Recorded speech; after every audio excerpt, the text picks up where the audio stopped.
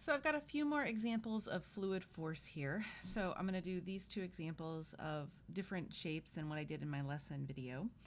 So I just had a conversation with my students and I kind of rethought things. So I'm hoping that this will help clear up fluid force. So the key equation that you need for fluid force, just to kind of go through this, is so you've got this integral from a to b, w times the strip depth times L of y dy.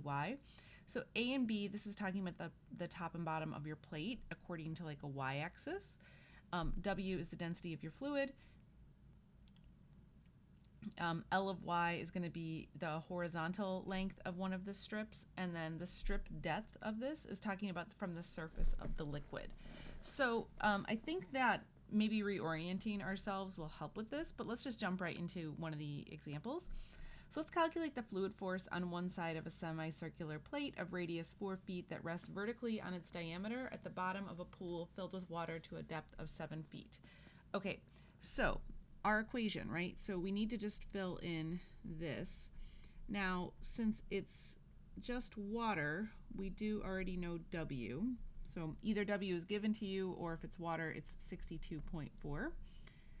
Okay, so that part's done. W is 62.4. W is 62.4. Okay, so your strip depth is now referring to wherever the top of your liquid is to the bottom. So we know that the water goes up to 7 feet. So the other thing I know right away in this example is my strip depth then is going to be 7 minus y, because that's where the top of the water is. So the last part of this now is getting to this part here. So we do need to draw a little picture. And of course, drawing the picture is going to be essential, or it's going to be given to you.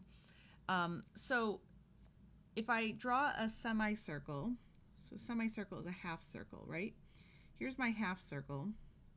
So I know that this has a radius of 4. And then here's the top, so this is 7. So this part right here is 4. Okay, so this is the plate that I'm referring to. So then right away, so remember your A and your B is referring to the top and bottom of the plate on the y-axis. So in how I've labeled this, the bottom of my plate is 0 and the top is 4. So now I have to just get my L of y. So you do have to know the equation of a semicircle. And so the equation of a circle, so for a circle, would just be x squared plus y squared equals 4 squared. This is a radius of 4, so it's 4 squared. So for a semicircle, you just need the top of it. So to get this equation, you can solve for either x or y. But since we know that fluid force has to be in terms of y, I'm going to solve this in terms of y. So this will be x equals the square root of 16 minus y squared. Okay, so now this, let me make a better 16. Okay, so typically when you solve for something that's squared, you get a plus or minus, but I only need the top half of a semicircle, so it is totally appropriate for me just to have a positive square root here, and then this gets the top of the semicircle and we're good to go. Okay, the other things that this does now is, so I do want this all in terms of y. So think about what this is actually giving me. This would be like 1 point here. So this would be an x and a y coordinate, right? So like this length from here to here, this would just be what this value of this x is. And so that doesn't get the entire length. So remember, L of y is your horizontal length. So for me to do this properly, I need all of this, right? But since I know the x part of the equation here, I just need to double it. So my L of y will be 2 times this. So once you kind of know what your equation is in terms of y, you just need to figure out a lot of times you need to just multiply this by 2. It depends on how it's presented to you. So however you can represent this length here is good to go. And now I've got everything that I need. So my integral, remember it's going to go from 0 to 4 because it's the bottom of the plate to the top of the plate. And then we said 62.4, 7 minus y, and then 2 times the square root of 16 minus y squared dy. Now this integral is actually kind of interesting. We had a very interesting conversation the other night about it, and I think it drove a few people maybe a little nuts. But let's go ahead and do this one together. So the first thing that we'll do is we'll multiply the 2 in the 62.4, and we're just going to take them out of the integral. So that's 124.8. It's going to go from 0 to 4. So then I'm left with this 7 minus y times this square root 16 minus y squared dy. Okay, so now you should try this on your own before you watch any more of this, so that you can kind of see what the challenge is here. So try to go as far as you can with this. Maybe you will surprise yourself, and if you get stuck, you can hit play. So if you tried substitution, you probably noticed that it doesn't quite work. And so the reason is we have this 7 minus y, which is kind of mucking everything up. And so what we're going to have to do is we're actually going to have to break this up into 2 separate integrals, so that I have 7 times the square root of 16 minus y squared dy minus, and then this other one, y times the square root of 16 minus y squared dy. Okay, so these now are 2 very different integrals, and so this actually requires a little bit of creativity. So specifically, I want to focus on this integral for a moment. So let's make some space. Okay, so the thing with this integral is that you really can't integrate it, at least not with the methods that we have right now in our class. So we have to think a little bit more creatively about what do we do with this. And so at the end of the day, what does an integral do? Any integral will find the area under the curve to the y-axis. And so the thing is, any integral will be equal to a known area formula if there's a possible area formula for this. So we can't integrate this. That's the fun part of this. Okay, so now can you draw a picture then of what this is actually asking you to find the area of? So this is a semicircle. It's a semicircle, though, that we're only integrating from 0 to 4. So can you just draw any sketch of this? This would be a good first place for you to just kind of think about this. I would encourage you to pause here and draw a sketch before I tell you. So any semicircle that you have is like fine, however you have it oriented. So this actually technically should be going the opposite direction, but I'm going to just stick with the original orientation that we had in the earlier picture. So we're going from 0 to 4. So this is not going to cover from 0 to 4. That's not going to get your entire semicircle. So a semicircle should be going from -4 to 4. So no matter which way you kind of want to go with this. So if we did, let me just, maybe I'll back out a little bit. There's a few different ways that you can view this, and I'm trying to say this in a way that can make sense for everybody. So there's my whole circle. So this equation is just talking about half of it, right? And then specifically, it's going from 0 to 4. So my circle, if I wanted to get the entirety of the semicircle, no matter which way you go, to get the entirety of a semicircle, my bounds would have to go from -4 to 4. So no matter which way you cut this, that's the only way to get half of a semicircle. So if I'm taking from 0 to 4, that's talking about just one little piece of the semicircle. This would be from 0 to 4. And so this is the entirety of the area that I want. So you got to first wrap your head around that part. So can I find the area of that? Yes. The area of a circle, just a general circle, we do have a known area formula for that, right? It's pi r squared. So if I just want a quarter of that, so 1/4 of a circle, that's going to be 1/4 of pi r squared. So in this case then, and I know my radius, right? So I can rewrite this as 7, right? So there was still that kind of random 7 in here. But the rest of the area for this will be 7 times 1/4 pi times 4 squared, because the radius was 4. And so what does that ultimately come out to? That'll just come out to 28 pi. So, okay, good times. So this first part here is done.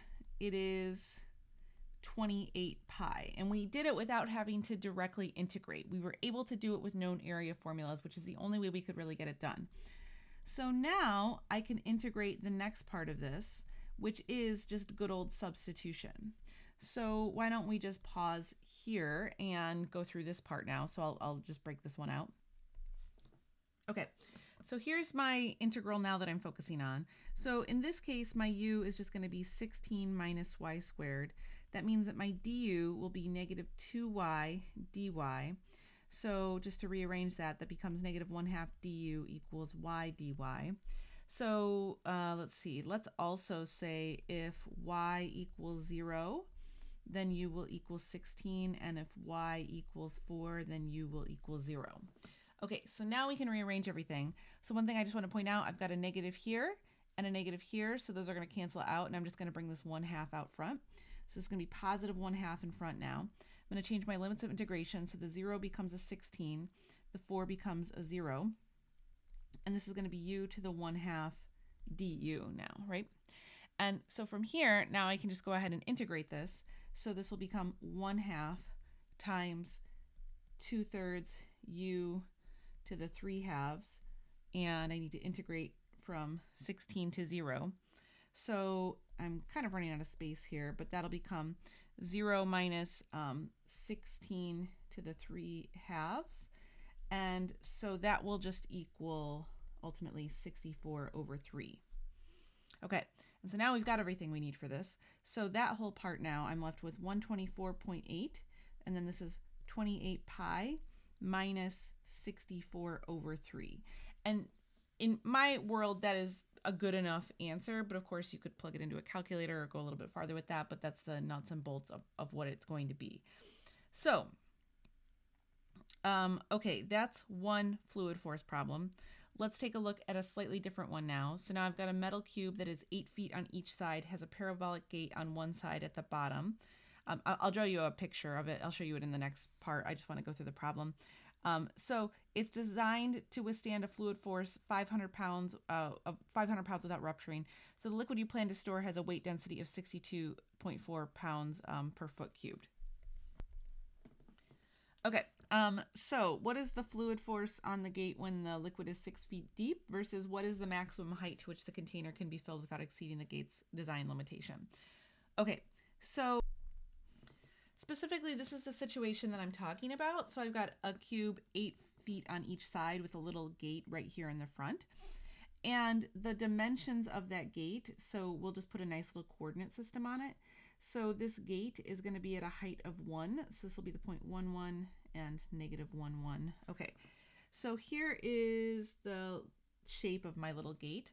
So this is going to be the equation y equals x squared, but remember we need to have everything now in terms of y, so I'm going to just rewrite that as x equals the square root of y. Okay, so we already know our water density, right? So that's given to us, it's obviously water at 62.4. So the liquid in this case, so what's interesting about this is the way that this is phrased. I know that this cube is 8 feet tall, but I know that the liquid is 6 feet deep. So this part here, this is really giving our strip depth. So that's going to be 6 minus y, because it's all about where that top of the surface of the liquid is, okay? So that's where strip depth comes from. I thought this was a good problem for kind of illustrating that. And then the last part of this, right, is that idea of that horizontal strip this way. Okay, well, here's the deal. At this point here, this is my xy coordinate, but this width here, I don't want to put it in terms of x's, right? Because everything has to be in terms of y. So this would be square root of y.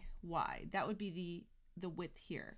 So if I wanted to do the whole width here, this would be 2 square root of y. That's how you get to your horizontal length, okay? So let's fill all that in.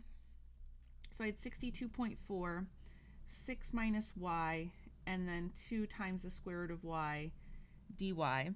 And then the last part of this is, so now where the bottom of the gate is and the top of the gate is, right? Because that's what our A and B are. But if you look at that picture that we had as a reference, right? My bottom here is at 0 and my gate is at the top at 1. So this goes from 0 to 1. So the good news is this is actually a pretty straightforward integral compared to the last one. So once again, I can just go ahead and take these two pieces out. So this is 128.4. And then I can go ahead and just multiply everything together. So I'll rewrite this with rational exponents. So this is 6y to the 1/2 minus y to the 3/2, and then you can just go ahead and integrate this. So I get 120, oops, sorry, this should have been 124.8, my bad. 124.8, 124.8. Okay, so I am going to get 6 times 2/3 y to the 3/2 minus 2/5 y to the 5/2. And that goes from 0 to 1. And so then if I just plug everything in, so I'm kind of running out of space here, but I'll just write down what this all works out to. So I'm left with 4 minus 2/5 when I plug in my limits of integration. So as a decimal, this will be 449.28 if I want to plug that into a calculator. Okay, so that's your fluid force then when it's 6 feet deep. And then the next question is, so what's the maximum height to which the container can be filled without exceeding the gate's design limitation? Okay, so now that's asking, right? So before I had my 6 feet deep of water, but think about what we just said, right? We said that the fluid force came out to this 449.28. This thing can only withstand 500 pounds, right? So yikes. So how much more can we put in really, right? So now instead of having a known depth of like 6, I need to just put in a dummy depth here, but everything else is going to be the same. So the gate we know goes from 0 to 1. This is going to be 62.4. I don't know what that depth is, so I'll just put it in an H here, but everything else will work the same, except I know what I need this integral to equal now. I need this integral to equal that maximum of 500 pounds. And so now we can kind of work our way back and solve for everything. And so this is very much the same work from before, except instead of having, before I had a 6 here, now this is going to turn into 6 times 2/3. I'm sorry, instead of being 6 is h, sorry. So h times 2/3 y to the 3/2 minus 2/5 y to the 5/2. So I can still plug in my 0 and my 1 here. And then, so when you plug everything in, so let's see, I'm going to have 124.8. So this becomes 2/3 h minus 2/5. So when I plug in the limits of integration, that's what I'm left with. All of this needs to equal 500. And so now it's just an algebra equation, right? So now I can divide both sides by 124.8. So I'm kind of running out of space here, so I'm just going to kind of cram everything in. So I've got 2/3 h minus 2/5. This is now going to equal, I got this decimal, 4.00641. Okay, and so now if you just keep going and you keep solving for h, what I got, I'm going to omit that here, but my height is going to be 6.6 feet. So we're actually almost at the capacity of where we can fill this cube. So it's kind of, it is a design limitation, right? Okay, so hopefully that adds a little bit more color to how you want to solve fluid force problems. I thought that these were two kind of interesting ones for different reasons. As always, if you found that helpful, I'd love it if you hit that like button or that subscribe button, or you can leave me a comment. And otherwise, I will talk to you guys in another video. Peace.